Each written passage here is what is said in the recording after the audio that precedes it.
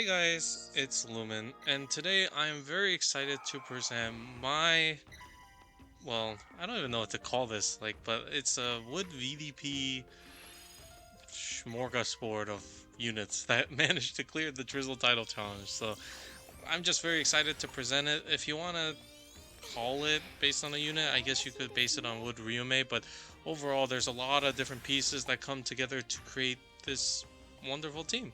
So without further ado, let's dig into it. I'll probably first go over not the leads per se, but we'll probably go over kind of how the team works, right? Because at first glance this team looks very, well, I don't even know what to put it. Like, there's just no words. It looks very wrong. So we'll go over how the team works, and then we'll talk about kind of the lead selection and some of the weaknesses and stuff, and then we'll go over the assists and how it interacts with the dungeon. Actually, you know what? I said we would talk about the team, but let's first talk about the dungeon. So the Drizzle title challenge, and better known as CR2, right, is a dungeon that is very different from the endgame dungeons we've seen because it marks a shift away from the constant, or not constant, but the occasional enrage hits that we've seen before, which necessitated like a shield or a big HP buff for those. And instead, the Drizzle title challenge focuses on these constant 22 million hits instead, and on top of that adds a 118 super altitude recovery debuff to make it really hard to kind of sustain and survive against those constant 22 million hits. So the team here is designed to be tanky enough to withstand that while also having enough recovery, and then of course having the orb generation and all the other things that are needed to clear the dungeon. One of the big things though is that given the harshness of the super altitude and the constant damage, or rather I should say the damage requirement, or rather the HP requirement that is required, the dungeon is more lenient in other ways. So for example, this dungeon has a weaker super gravity than other modern dungeons we have seen in the past, such as GA5, right? This dungeon also has very few mechanics. Like, there are very few mechanics that really affect a team to, like, you don't need an awoken buy and clear every other turn. You don't really need that much of a cleric. You just need one every so often, maybe every 5 turns, every 4 turns. So it's really nothing that bad to deal with, right? You also don't really need to deal with like any other crazy mechanics. Like, there are certain dungeons that have that one spawn that like really screw you over, but this dungeon doesn't really have that, and so it's honestly not that bad. Yeah, so the team is focused, or rather the team composition is focused on just maintaining massive bulk and massive recovery, and then everything else kind of just comes through. I don't know. Now, the core of the team is actually this haste system, right? So we have 4 units with 7 turn cooldown actives that also haste for 1 turn. Now this active configuration is very common. It's been seen before, most famously with probably Nidhogg, but we've seen it with V, for example. There's a lot of different teams that have used that. So this team also takes advantage of that active structure, and the biggest thing about that is that when you have 4 units, yes, you must dedicate more than half the team towards this particular active setup, but the other 2 team members that aren't part of it get supercharged because they're being hasted every turn, right? This is particularly important because one of the subs, Academy Vion, really relies on this to achieve this super efficiency here, and you'll see what I mean in just a sec. So with Ryume is probably the core of the team. Ryume not only provides 2 out of the 4 actives needed in the loop, but also provides orb generation. It provides the looping Fujin and attribute absorb void, and also provides a ton of stats because he has double sun awakenings in a sun dungeon. Now I know they're called Yang awakenings, or Yang blessing, but we're gonna call them sun awakenings, okay? So he provides tons of stats, orb generation every other turn, right? He provides Fujin, he provides color void, just really a huge package there. So then we have to fill in the two missing members of the active loop alongside two subs that would really fit within, or two subs outside of the active loop that really fill in the missing utility. One of the subs that I found that I thought was really like just a perfect fit was Ordeal Freya. Now Ordeal Freya has the 7-turn cooldown, 1-turn haste, and then it also loops 3 times recovery, a 40% shield, and 3 extra combos every single turn. The insane part about that is that all of those buffs are just incredibly valuable for this dungeon, right? The 3x recovery, I mean, if you have a 1/18th recovery debuff multiplier because of super altitude, 3x recovery goes a long way in remedying that, right? Or rather, I guess, mitigating that. Because now it drops the 1/18th to an effective 1/6, which is a lot more tolerable and a lot easier to deal with. From there, the shield is obviously very important because, as I said earlier, this dungeon really focuses on can you tank 22 million every turn. And with the shield, it increases your effective HP to the point where you can say, yeah, I can tank that damage. So good for me, something like that. So we have 2 Ryume, we have 1 Ordeal Freya. That gives us 3 out of the 4. We have 1 slot that has to fill in the loop, and then we have 2 other slots that need to fill in the other utility. One of the big things I was concerned about was damage, because the team, while the dungeon itself doesn't impose that harsh of a damage requirement, the team still needs to be able to do damage to clear, and right now none of the subs that I've included have a damage uncap. So the sub that I found spontaneously that I thought was just absolutely perfect was Academy Vion. Academy Vion is just incredible because she has a 20 billion teamline uncap. Very good uncap here.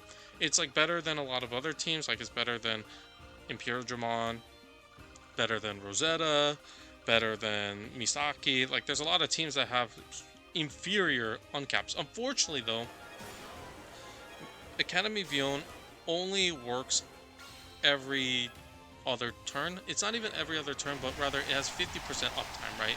Where it's a 4-turn cooldown, but the uncap is only active for 2 turns. So unfortunately, it's just not going to work, right? Unless there was an entire haste system dedicated to boosting Academy Vion so that she can be activated every 2 turns to reapply the damage uncap every 2 turns, thus achieving 100% uptime. So I just thought she was a perfect fit. And the thing is, she also provides Awoken Bind clear and a matchable clear, which comes in really handy throughout the dungeon because you do need a cleric, but you don't need a really dedicated one. You just need one to clear from time to time. And once you know where the Awoken Binds are going to come, it's really not much of a hassle to kind of deal with that. So yeah, I mean, Academy Vion just perfect fit. And then one more thing is that Academy Vion also has the L's that are needed to apply the assist void latent, and she has enough L's to make that work just perfectly. Because you only need 4 L's because all the assist voids are 4 turns. So because she has 4 L's, I mean, she's the only one that needs it. And it's just a fantastic fit. Just an amazing fit there. So we have the core of the team. This is the core that I came up with, and then from here I tried experimenting with some different team setups that didn't work until I reached this one. I was thinking that the last sub I could include was Garfield Tinsel from ReZero, because his auto heal and his uncap and his orb generation would be super handy towards doing a lot of damage, right? And the auto heal would make it so that I don't need to recover too much. I just need to recover like a bit, and then the auto heal would carry me.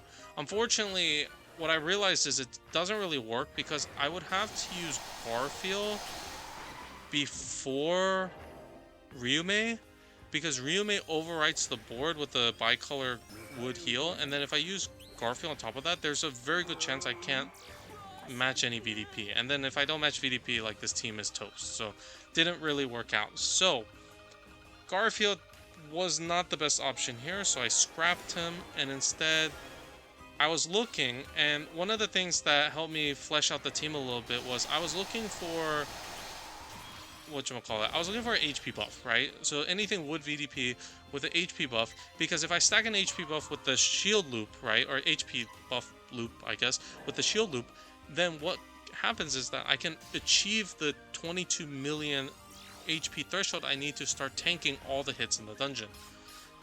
So with that, I looked around and I found Roy Alphard. Now Roy Alphard loops himself, right? He doesn't necessarily need to be hasted, but one of the great things about hasting him is that I apply him every 2 turns, okay?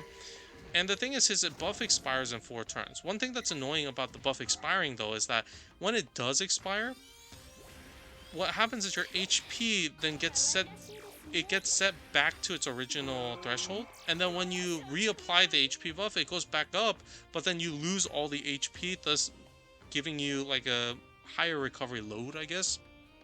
It's like a minor issue, but definitely matters a little bit.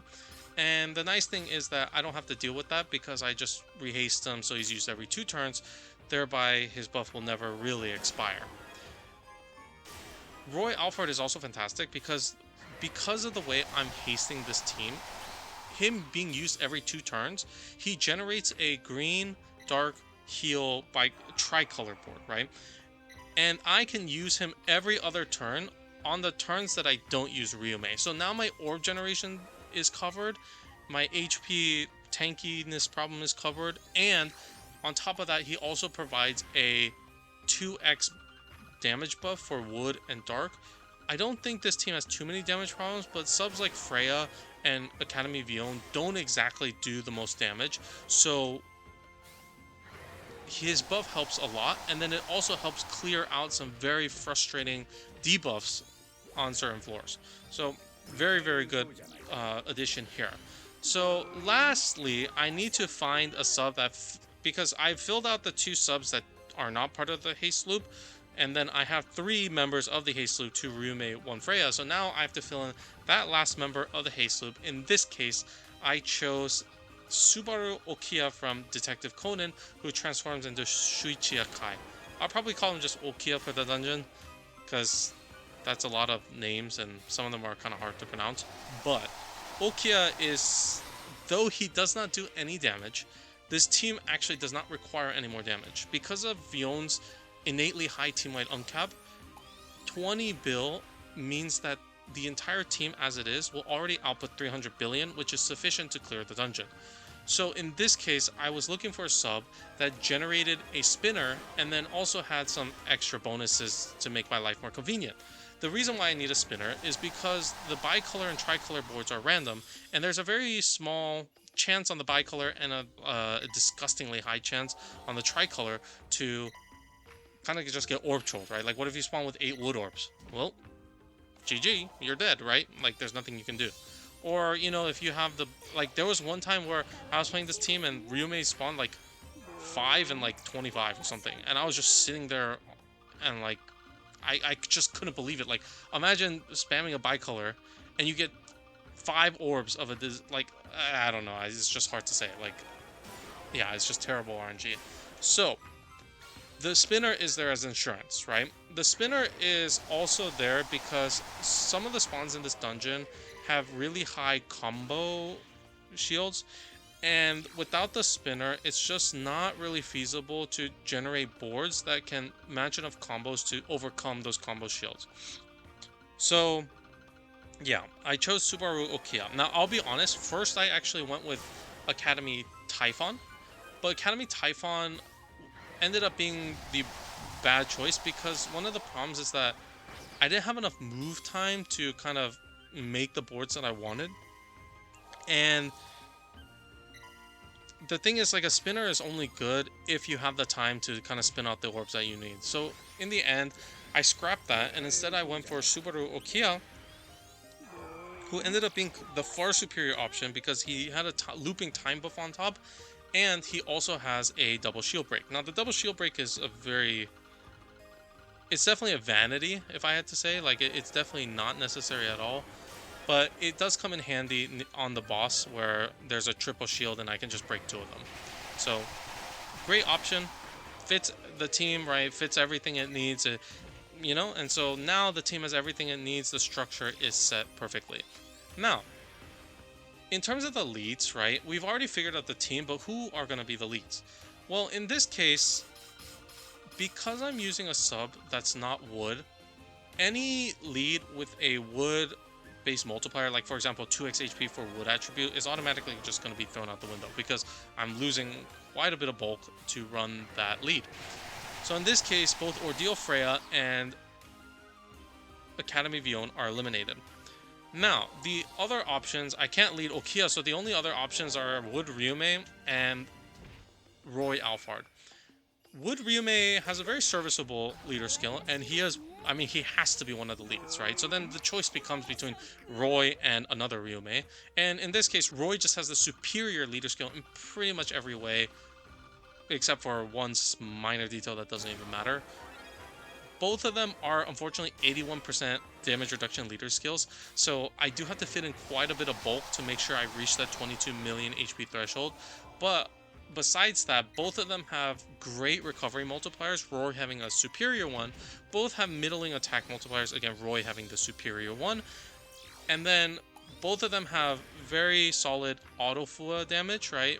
Ryume tops Roy in this category, but it doesn't really matter because the auto Fua threshold that is needed is 27 million to bypass Shiny and Baddie. In this case, Roy only does 15, but Ryume does 20, and both of them together just bypass the 27. So all good here. And with the big thing is that they both have recovery multipliers, so 4 times 3, you have 12x base, and then remember Freya gives an additional 3x, so you're at 36.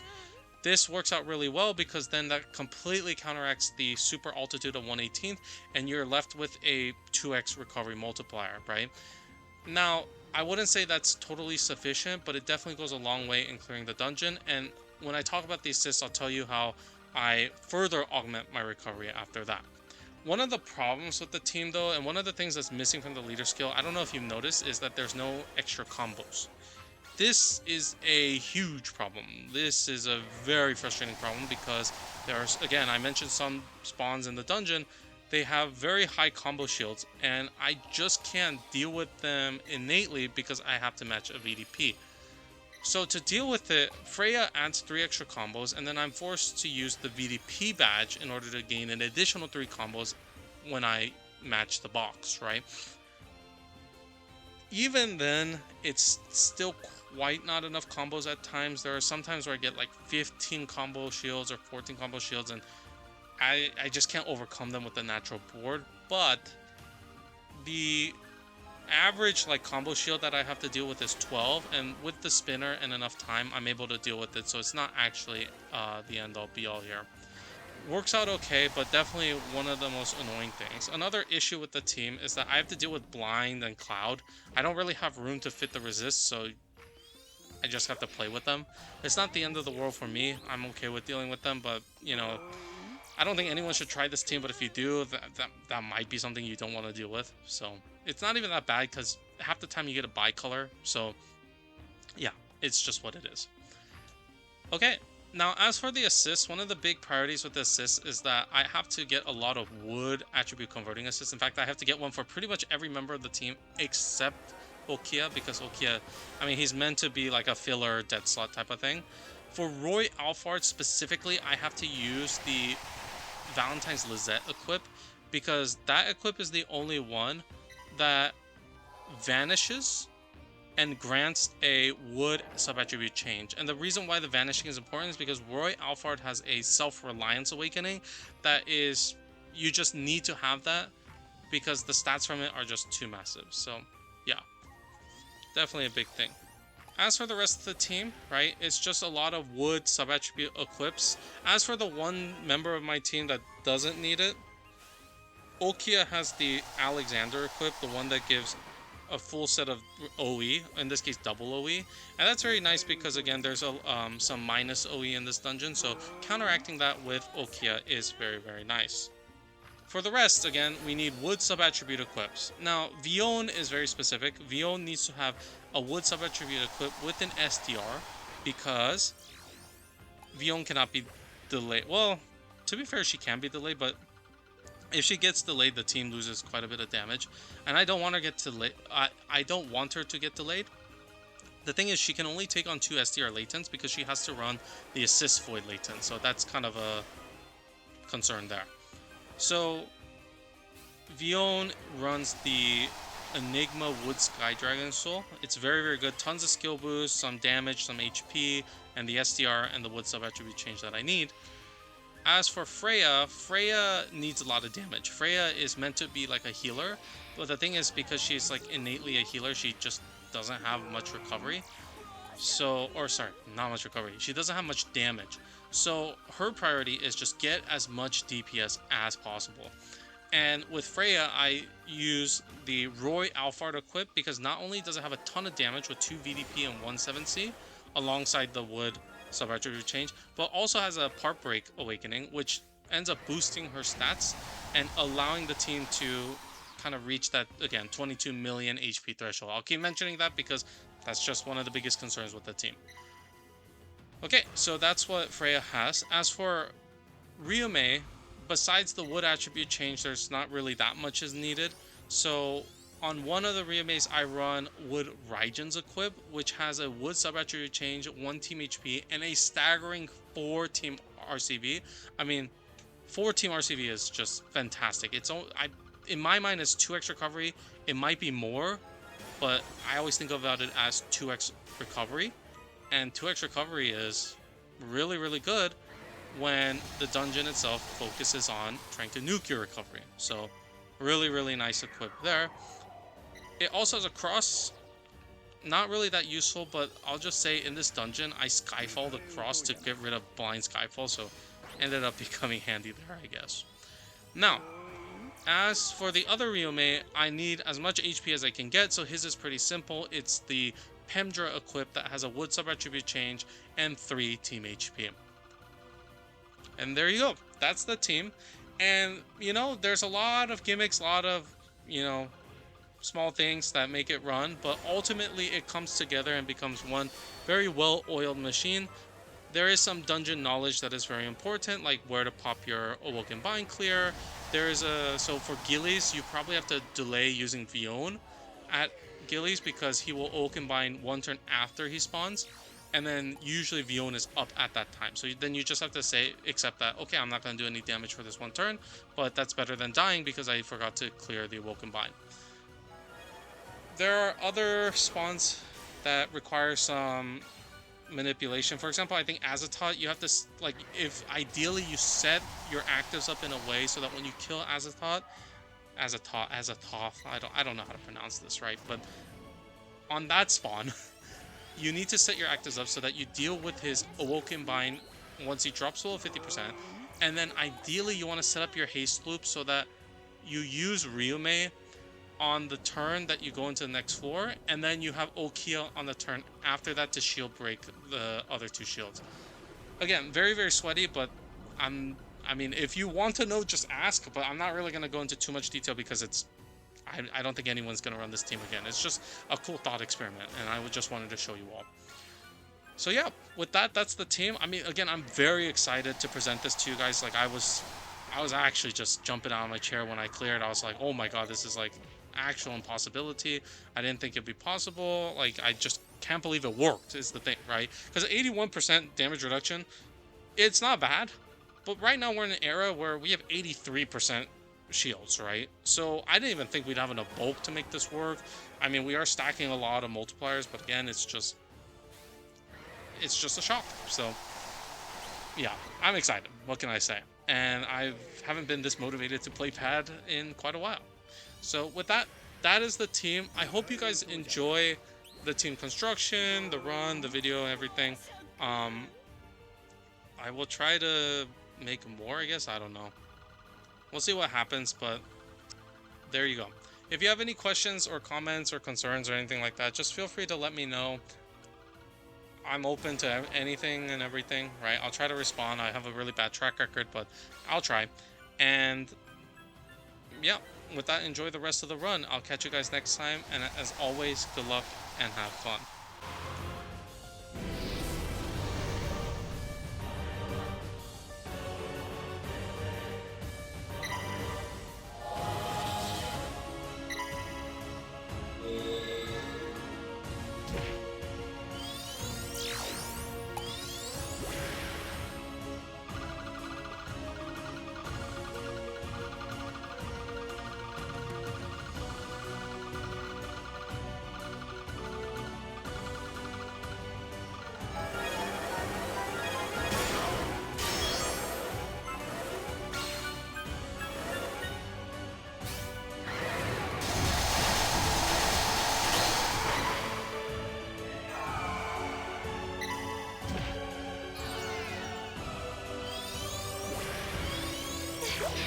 可愛らしいですね。強引暴食。